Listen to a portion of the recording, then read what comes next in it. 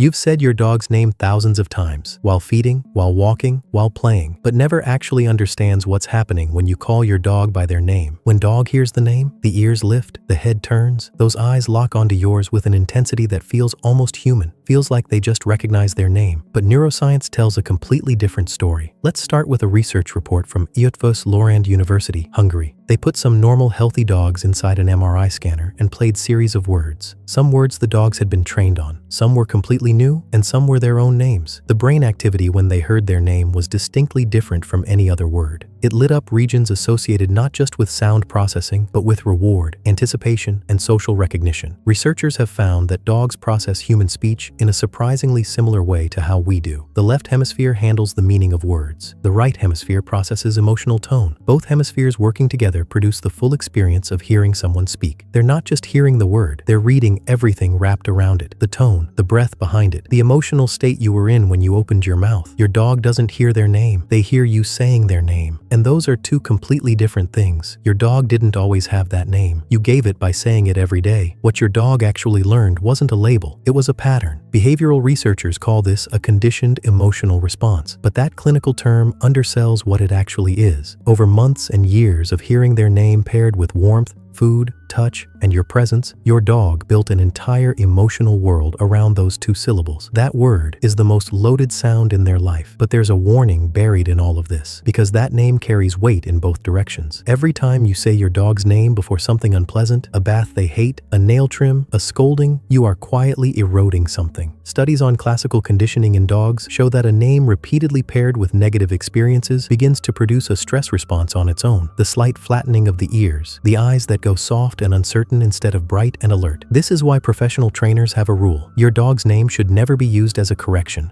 Never say it in frustration. Never drag it through a punishment. Keep it clean. Keep it warm. It is the one word in the English language that belongs entirely to them.